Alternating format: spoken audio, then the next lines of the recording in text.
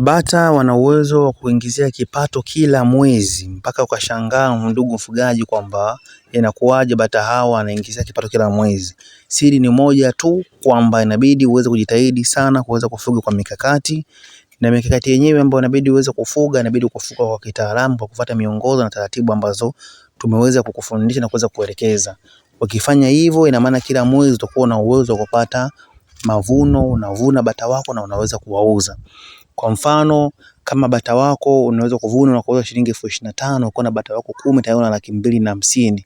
Tayari ni faida kubwa ambayo unaweza ukaipata kwa mwezi, unapata 250,000. Ina maana ndani ya miezi 10 tayari una 2,200,000 na 500,000. Na hiyo yote inawezekana. Kwani ndugu mfugaji, utashindwa kuweza kuvuna bata 10 kwa mwezi? Au una uwezo wa kuvuna kila mwezi walau hata bata 40 au bata 50? Na yote yanawezekana, kwani safari huanzia moja. Safari ya ufugaji inaanzia jinsi ya kuweza kuwalea vizuri bata wako wakiwa wakubwa, na jinsi ya kuweza kulea vizuri bata wako wakiwa katika hali ya vifaranga. Kwani ukiweza kulea vifaranga wako 10, ukawa na bata wako 10, na bata hao 10 wakataga mayai na kutoa vifaranga 10, utakuwa na bata 100. Kwa wale bata 100 ukiweza kuwafuga vizuri kabisa, bata 100 wakakua, ina maana unakuwa na bata wako 110. Wakataga tena 10 tena ndani ya mwaka mmoja, una uwezo wa kuwa na mzunguko wa bata 300. Kwa ndani ya mwaka mzima una uwezo kupata bata wako 300, kama utakuwa una uwezo wa kuweza kutengeneza katika kuweza kufuga na kuweza kufuata miongozo na taratibu mbalimbali ambazo unaweza kuelekeza na kuweza kufundishwa. Na miongoni mwa vitu ambavyo inabidi uweze kuvifanya ili kusudi bata wako waweze kuwa na uwezo wa kuvuna kwa mwezi walau mara moja au mara mbili, ni kuhusiana na swala zima la malezi. Yaani bata wako kama utaweza kuwalea, ukiwalea bata wako katika mazingira mazuri, na malezi yenyewe ni kuhusiana na swala zima la kupunguza vifo. Punguza vifo, ongeza uzalishaji. Kuna mbinu mbalimbali ambazo unaweza kuzifanya ili uweze kupunguza vifo vya bata wako, na miongoni mwa hizo mbinu ni nyingi, lakini chache miongoni mwa hizo ni mbinu ya kuweza kuzingatia kwanza joto kwenye vifaranga wako waweze kupata joto. Kitu kingine, kudhibiti magonjwa kwenye vifaranga pamoja na kudhibiti magonjwa kwenye bata hawa wakubwa. Na kitu kingine ni swala zima la vyakula. Bata wako waweze kupata lishe iliyokuwa ni vizuri, lishe mchanganyiko wa protini, lishe mchanganyiko wa wanga, lishe mchanganyiko wa majani. Basi bata wako watakuwa vizuri na unakuwa na uwezo wa kuvuna walau kwa mwezi hata mara moja au kwa mwezi mara mbili. Pia kitu kingine ambacho unaweza kufanikiwa, na kitu kingine ambacho unaweza kupelekea bata wako wakaanza kuwa wengi, ni swala zima la kuweza kudhibiti swala zima la wadudu au wanyama wanaweza kuua bata wako. Na wanyama mbalimbali, mfano kama ni wanyama wanepaa au ndege wanepaa. Kuna ndege ambao wanapaa kama mwewe, kama vicheche na kadhalika.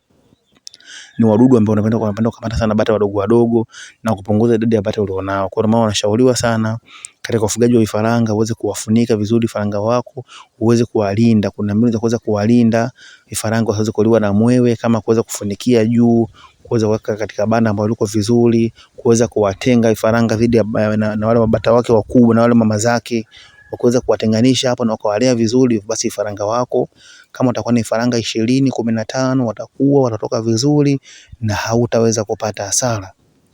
Kitu kingine ndugu mfugaji, ni swala zima la kudhibiti magonjwa. Kuna magonjwa mbalimbali ambayo bata huwa wanasumbuliwa sana, na yenyewe ni magonjwa ya kuharisha. Unaweza kudhibiti magonjwa ya kuharisha.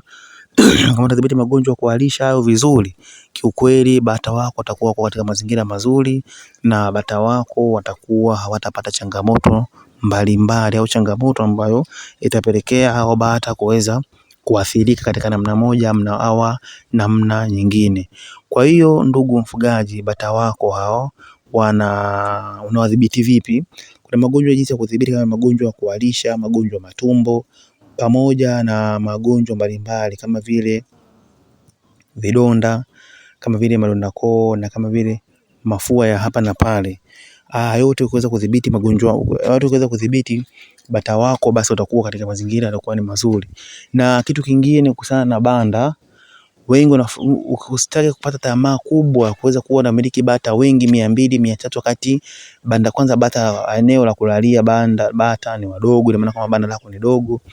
Eneo la kushindia bata lako ni dogo. Kwa eneo au space imekuwa ni ndogo finyu, inapelekea bata wako kutokuwa vizuri, kutokuwa na rutuba vizuri. Hata kama utakuwa na mpango kuweza kuvuna kila mwezi uko unapata hela, basi hela yake itakuwa ni ndogo, kwa sababu bata wako hao umeweza kuweka bata ambao yani bata wanabanana, bata wanabanana, wanakuwa wakui, wanakuwa hawana nafasi ile kwa kubwa. Kwa hiyo ndugu mfugaji wa bata, naweza kushauri sana, kama unataka kuweza kupata kipato ambacho kila mwezi kinaingia, kila mwezi unajiwekea ratiba kuuza bata wako 10 kwa bei 20,000 au 25. Hata kama ni kwa bei 20,000, maana kila mwezi unaweza kupata shilingi 200,000. Na kama utakuwa unauza bata wako 40 kulingana na idadi ya bata ulionao, yote haya yanawezekana. Lakini jidhatiti sana kuhusiana na swala zima la magonjwa, swala zima la kuweza kukuza vifaranga kutoka chini mpaka waweze kuwa wakubwa, na swala zima la lishe. Ukiweza kudhibiti vitu kama hivyo, utashangaa na watu watakushangaza, na utashangaza dunia kuona kwamba wewe unajipatia kipato chako cha kila mwezi. Unaweza kuvuna mvuno mmoja ukapata 500,000, 400,000 au zaidi ya mamilioni kwa ajili ya kilimo chako cha ufugaji wako wa bata. Na yote yanawezekana, kwani wengi sana wanafanya hivyo na wengi wanafanikiwa, kwa sababu ni mambo ambayo yanawezekanika, na wengi wanafanya, wanachukua ushauri, wanafuata taratibu na shauri na kanuni ambazo tunazokuwa tunawafundisha, na wanafanikiwa. Kwa hiyo ndugu mfugaji wa bata, nikushauri tu na pia nikutie moyo, usiogope wala usiwe na hofu yoyote kuhusiana na swala zima la uanzishaji wa ufugaji wa bata. Kwa utakapoanzisha ufugaji wa bata na ukaweza kufuatilia miongozo na taratibu mbalimbali ambazo tunaweza kufundisha, basi wewe utakuwa ni miongoni mwa watu ambao watakaofaidika na kupata kipato kilichokuwa kikubwa. Na kushauri tu mwisho wa video hii ndio mwanzo wa video nyingine nzuri ambayo inahusiana na swala zima la ufugaji wa bata. Na pia nenda kwenye comment, andika vifaranga, tutakupa elimu ya jinsi gani ya kulea vifaranga. Andika mapato, tutakupa elimu jinsi gani ya kuweza kupata soko, jinsi ya kupata mapato, jinsi ya kuuza, jinsi ya kuweza kupata mapato makubwa kwenye swala zima la ufugaji wa bata. Na pia kitu kingine, andika neno usafi, tutakuelekeza jinsi gani ya kusafisha banda lako la bata, jinsi gani ya kusafisha eneo lako la bata, ili uweze kufanikisha vizuri katika kutimiza malengo yako hayo mazuri ya ufugaji wako wa bata.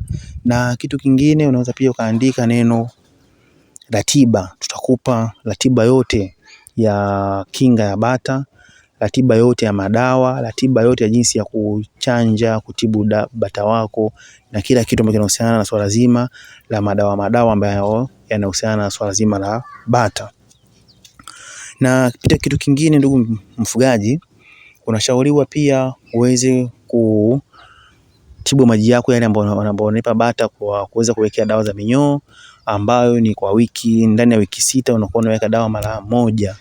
Kwa bata mara nyingi sana wanaathiriwa sana na minyoo, na inapelekea bata kuwa wadumavu na lishe kuwa duni na kutokufanikiwa vizuri katika swala zima la kiuchumi na swala zima la kiafya.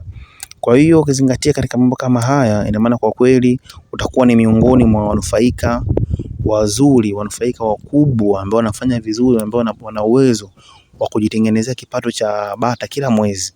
Utakuwa na uwezo wa kuvuna kama majogoo, kwa sababu kama tukumbuka katika video zilizopita kwamba jogoo moja ana uwezo kumiliki majike 4 mpaka majike 5.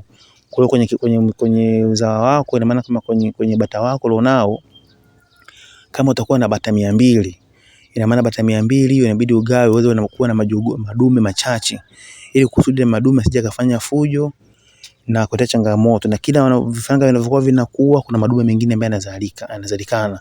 Kwa hiyo uwezo wa kuuza bata kila mwezi hiyo upo, na uwezo wa kupata kipato na kunufaika na kufurahia ufugaji wa bata, hiyo inawezekana, kwani wengi sana wanafanya hivyo na wanafanikiwa. Kikubwa tu ni kuweza kupata mafunzo, kuweza kujidhatiti na nidhamu ya ufugaji, na mbele kupelekea wewe kuweza kufanikiwa vizuri. Kikubwa tu mwisho wa video hii ndio mwanzo wa video nyingine, na kukumbushia tu kuweza kusubscribe, kuweza kulike na comment na kubonyeza alama ya kengele ili kusudi uwe wa kwanza kupata video zilizokuwa nzuri na bomba kutoka Nebuye TV.